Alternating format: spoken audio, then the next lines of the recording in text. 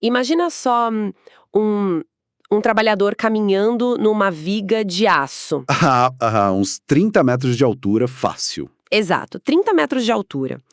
A biologia humana, que foi desenvolvida por milhões de anos, grita o tempo todo para que ele se segure, né? Para ter cuidado. O instinto de sobrevivência deveria ser, tipo, absoluto. Deveria, é o esperado. Mas, dia após dia, esse mesmo trabalhador escolhe soltar o cinto de segurança. Ele ignora o cabo de proteção só para terminar a tarefa 10 minutos mais rápido. A grande questão é: por que o cérebro humano, que é essa máquina incrível de nos manter vivos, decide ativamente escolher um risco mortal em vez da segurança absoluta no trabalho? Pois é, essa é a grande contradição do comportamento humano nas organizações. E a resposta imediata, tipo, a mais fácil, geralmente é culpar o indivíduo, sabe? Assumir que foi pura desatenção ou imprudência do cara. A clássica culpa na vítima. Exatamente. Mas quando a gente analisa o que realmente acontece nos bastidores neurológicos e também nos organizacionais, a história muda completamente. O instinto de sobrevivência não desaparece. Ele é, na verdade, sequestrado por um sistema de recompensas que é muito mais imediato. E é exatamente isso que os materiais da nossa imersão de hoje vão explorar. A gente vai fazer um mergulho profundo nos conceitos da pesquisa Segurança Não é a Prioridade, do Everton Andrade. A nossa missão hoje é olhar para a psicologia comportamental, neurociência e para a engenharia de resiliência. Para tentar entender as engrenagens ocultas disso tudo, né? Isso, entender por que o risco parece tão atraente. É tipo escolher produzir rápido em vez de seguro. É como o nosso cérebro quando vê uma bandeja de fast food. A recompensa do açúcar, da gordura, ela bate na hora, sabe? É imediata. É uma explosão de dopamina na hora. Aham. Enquanto isso, o benefício de comer uma salada, que seria a tal da segurança no trabalho, só vai aparecer lá na frente. Tipo, daqui a 10 anos no exame de sangue. Será que o ambiente de trabalho virou só uma gigantesca lanchonete de riscos? Nossa, essa analogia é perfeita. O mecanismo biológico opera exatamente sobre essa lógica. Para entender por que o atalho sempre ganha da regra, a gente precisa olhar para como o comportamento é moldado. Tem um conceito do B.F. Skinner que ele chama de tirania das consequências imediatas. Tirania das consequências imediatas. Tá, e como isso funciona na prática? Então, todo comportamento humano busca uma tríade de recompensa que a gente conhece como CIP. A consequência precisa ser certa, imediata e positiva. O atalho no trabalho entrega essa tríade perfeitamente. Ganho certo na hora e bom. Exato. Imagina pular uma etapa de verificação numa máquina. Isso significa bater a meta antes do prazo. O ganho é certo, acontece no mesmo segundo e é super positivo, né? Rende um elogio do chefe ou uns minutos a mais para descansar. O cérebro libera dopamina real com a conclusão da tarefa. Peraí, mas se o atalho entrega dopamina e elogio, a segurança entrega o quê? Porque pensa bem, a recompensa de seguir um protocolo chato de 40 passos de segurança é um grande vazio. É a ausência de um acidente. É o nada acontecendo. Sim, é algo que não rolou. O cérebro não solta fogos de artifício por um evento que simplesmente não aconteceu.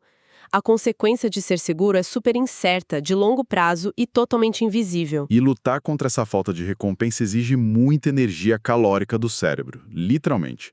Tem o trabalho do Daniel Kahneman, que ganhou o Nobel, onde ele mapeia a nossa mente em 2 sistemas. Ah, o famoso rápido devagar? Mesmo. O sistema 1 é o nosso piloto automático. Ele é rápido, intuitivo, reativo e, o mais importante, gasta pouquíssima energia. Já o sistema 2 é aquele analítico, super lento, racional e exige um esforço mental gigantesco. E a gente passa a maior parte do tempo no sistema 1, né? 95% do tempo de qualquer rotina de trabalho, a gente está no piloto automático. O grande problema é que a segurança, por definição, exige atenção aos detalhes. Exige ler manual, quebrar o ritmo da produção, ou seja, a segurança exige o sistema 2. Nossa, então a biologia está jogando contra as regras da empresa o tempo todo. Exigir que alguém opere no sistema 2 o dia inteiro é tipo pedir para alguém resolver uma equação de cálculo avançado toda vez que for apertar um parafuso na fábrica. Exato. O cansaço mental seria insustentável. Ninguém aguenta. O cérebro vai tentar empurrar a tarefa de volta para o sistema 1 correndo, só para economizar energia. Com certeza. E isso fica ainda mais forte quando entra um viés cognitivo chamado heurística da disponibilidade. O cérebro não só esquece o risco, ele meio que reescreve a percepção do perigo. Como assim reescreve? Tipo assim, se uma pessoa faz uma tarefa de um jeito arriscado por 10 anos e nunca sofre um acidente, os caminhos neurais do medo vão sendo podados, o sucesso repetido neutraliza o alarme biológico dela. O perigo simplesmente deixa de existir na cabeça de quem executa. Então não é que a pessoa está sendo imprudente de propósito. A mente dela só registrou, tipo, fiz isso 1000 vezes, tô vivo, logo não tem ameaça. Isso. E junto com isso opera o otimismo comparativo. Sabe aquela crença profunda de que a tragédia só acontece com o vizinho? Ah, sim. O acidente grave é sempre com um funcionário novato, na outra fábrica, nunca com a própria pessoa. Perfeito. O custo de parar tudo para colocar um equipamento de segurança fica parecendo gigante perto do benefício de usar o atalho. E aí o Scott Geller, que é um dos pioneiros na segurança baseada no comportamento, foi estudar isso. E o que ele descobriu? Ele percebeu que tentar forçar o medo usando punição não funciona. O medo usa o sistema 2 e logo passa. Para mudar a realidade, a intervenção precisa focar em reforço positivo, para preencher aquele vazio da falta de recompensa imediata. O feedback positivo dos colegas é 4 vezes mais eficaz para mudar hábito do que ameaçar alguém com punição. É, faz sentido. A gente precisa dos indutores, dos nudges, né? Desenhar o ambiente para que o caminho seguro seja também o mais fácil. Transformar a segurança na opção automática do sistema 1. Exatamente isso. Então, se o cérebro humano está só otimizando energia e buscando eficiência biológica o tempo todo, fica muito injusto colocar a culpa de um acidente exclusivamente nas costas de quem está ali operando a máquina. Tem algo muito maior por trás. Sem dúvida. Se o indivíduo está só reagindo ao ambiente, isso significa que o próprio design do trabalho, tipo as regras invisíveis e os processos da empresa, estão literalmente empurrando essas pessoas para o atalho. E essa virada de chave é o coração do que o Eric Hollnagel estuda na engenharia de resiliência. Ele mostra que existe um abismo entre o trabalho prescrito e o trabalho real. O trabalho prescrito seria aquele manual perfeito, né? Escrito no ar-condicionado por alguém que não está na fábrica. Esse mesmo. O manual que imagina um mundo onde nada dá errado. Mas o trabalho real é a confusão do dia a dia. É a máquina emperrando, material que chega com defeito, a pressão do cliente. Nesse caos, o ser humano não é o problema. Ele é o que o Hollnagel chama de recurso de ajuste. Recurso de ajuste, achei genial isso. Pensa bem, imagina uma linha de produção onde um sensor meio solto trava a esteira a cada 5 minutos. Pelo trabalho prescrito, o operador deveria parar tudo e chamar a manutenção, que vai demorar umas 4 horas. E a cota do dia vai pro ralo. Exato. Aí, o trabalho real entra em ação. O operador pega uma fita adesiva, prende o sensor e mantém tudo rodando. Na cabeça dele, ele não está sabotando a empresa, ele está salvando a meta do dia. Se toda a regrinha rígida fosse seguida à risca, a produção global simplesmente parava. E a maior ironia disso tudo é que as empresas dependem completamente dessas adaptações não oficiais para dar lucro. O Hollnagel fala muito dessa transição do modelo antigo, que só olhava o que dava errado, que é a Safety Eye, para a visão moderna de resiliência, a Safety Two. Que é entender por que dá certo quase sempre. Isso, dá certo graças a essa incrível capacidade humana de adaptação ao sistema imperfeito. O risco que o cara assume na ponta é o preço silencioso pago pela eficiência de um processo que foi mal desenhado desde o começo. Nossa, e aí a gente entra num ponto crítico. Se o erro e o atalho são só sintomas, quem é o verdadeiro paciente doente nessa história? Porque a recepção da empresa tem lá a placa, a segurança é o nosso valor número 1. Mas a cultura sussurra outra coisa no corredor. No dia a dia, quem ganha promoção, o bônus, os tapinhas nas costas na reunião, é quem resolve o problema rápido. É o cara da fita adesiva. Quem segue o manual e para a esteira por 4 horas é visto como o chato, o burocrata que está travando o negócio. O discurso diz uma coisa, mas o sistema de recompensas premia o risco descaradamente. E o Sidney Dekker, estudando acidentes na aviação e na medicina, aponta bem no meio dessa hipocrisia sistêmica. Punir um trabalhador que tomou o atalho num ambiente que exigia esse atalho cria uma cultura do silêncio assustadora. As pessoas não param de errar, elas só escondem o erro. Exato. O risco vira subterrâneo.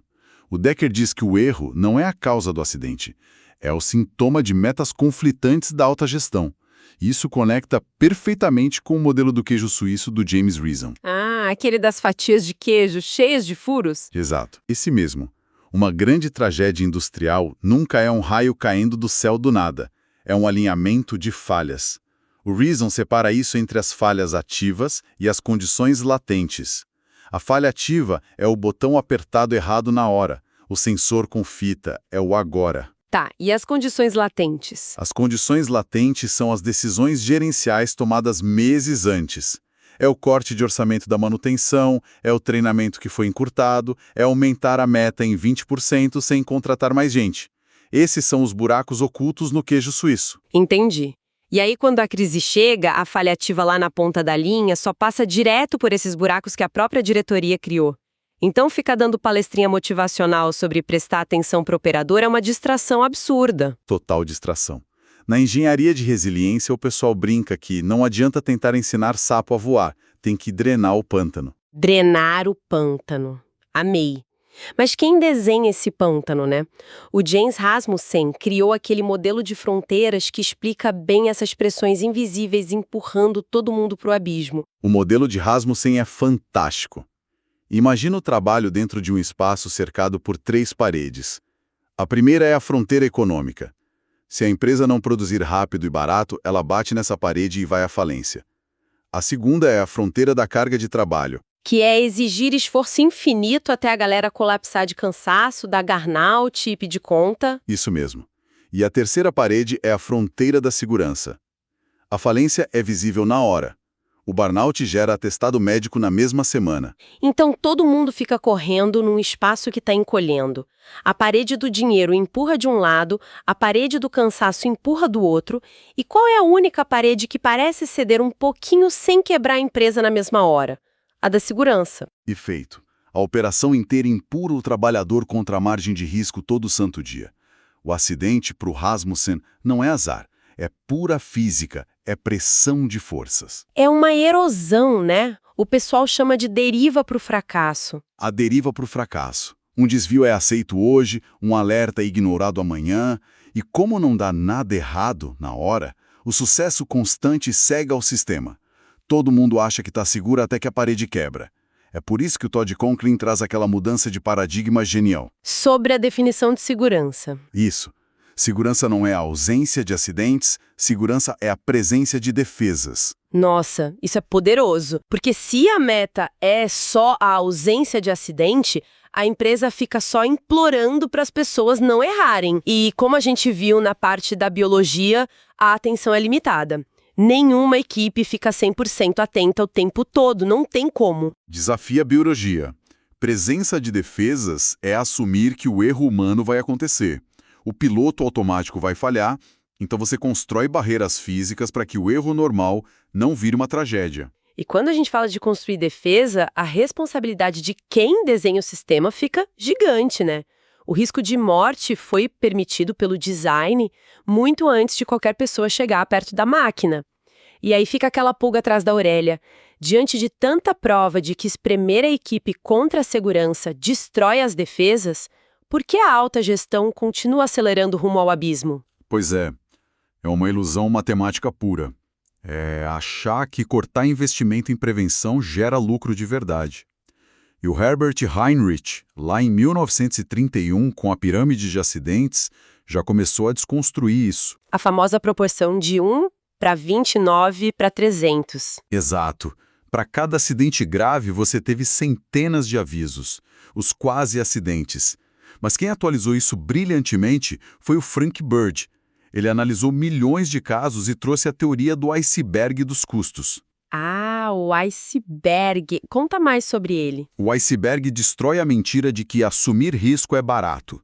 Quando rola um acidente grave, a contabilidade da empresa só olha para a ponta de gelo fora da água. Os gastos médicos, as multas, a indenização... Que já dói no bolso. Dói. Mas é a menor parte. O Bird provou que os custos invisíveis, a massa de gelo gigante debaixo d'água, são de 4 a 50 vezes maiores que a ponta. Uau, 50 vezes? Porque tem aquele colapso em cascata, né? Para a linha de produção inteira, tem o choque emocional da equipe que viu o colega se machucar, todo mundo perde a produtividade, sem contar a máquina quebrada que custa milhões. Tem reunião de crise, processo seletivo correndo para achar substituto, curva de aprendizado de quem entrou no lugar e a imagem da empresa que derrete no mercado. A conta real é astronômica. Ou seja, a gestão que corta custo de segurança está achando que é super inteligente, mas está literalmente tropeçando em notas de R$ 100 para pegar umas moedas de 1 centavo no chão. Não faz o menor sentido financeiro. Nenhum sentido. E aí, quando a liderança tenta resolver aplicando tolerância zero e punindo quem relata problema, é um tiro no pé gigantesco. O medo cala todo mundo. Os incidentes pequenos continuam acontecendo na base da pirâmide, quebrando máquina, mas a chefia fica cega, só esperando o iceberg rasgar o casco do navio de uma vez. O silêncio da equipe é o pior indicador possível. Bom, essa nossa imersão de hoje foi reveladora, né? A gente começou lá na neurociência do trabalhador, no cérebro reptiliano, o sistema 1, buscando o ganho imediato do atalho. E vimos que o problema não é a rebeldia humana, mas o conflito entre o trabalho prescrito lá dos manuais e o trabalho real caótico que a galera enfrenta. Aí a gente passou pela pressão financeira, que esmaga o trabalhador na fronteira do risco com o Hasselman, e terminamos quebrando esse mito financeiro com o iceberg de custos do Bird. Risco barato é uma ilusão que custa muito caro no final. E sabe o que é mais interessante para quem está ouvindo a gente agora?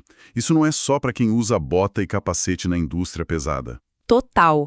Os mesmos princípios rolam em todo lugar. Imagina uma equipe de tecnologia desenvolvendo um software com um prazo impossível. O atalho de programação é o pedaço de fita isolante no sensor. É o mesmo mecanismo. Rola em hospital numa troca de turno, rola em escritório com um analista financeiro. Tentar mudar as pessoas com gritos ou placa de motivação é lutar contra a biologia e a matemática. Tem que redesenhar o ambiente. Reavaliar como as pessoas são recompensadas. Fazer o caminho seguro ser o caminho mais fácil, né? Bom, a gente viu que a biologia apaga o medo quando o risco não machuca na hora. E os sistemas corporativos aplaudem quem burla as regras, chamando isso de agilidade extrema ou perfil solucionador. Com tudo isso mapeado, fica uma reflexão para nossa audiência. Uma reflexão bem provocativa, por sinal. Pois é. Pensando no ecossistema de cada um que está ouvindo. Nos projetos que a gente toca hoje, qual é a pequena concessão invisível? Aquele pedacinho de fita adesiva tapando o alerta que está criando essa deriva para o fracasso agora mesmo. Bem pensado. E o mais assustador, será que essa degradação invisível da nossa própria segurança é exatamente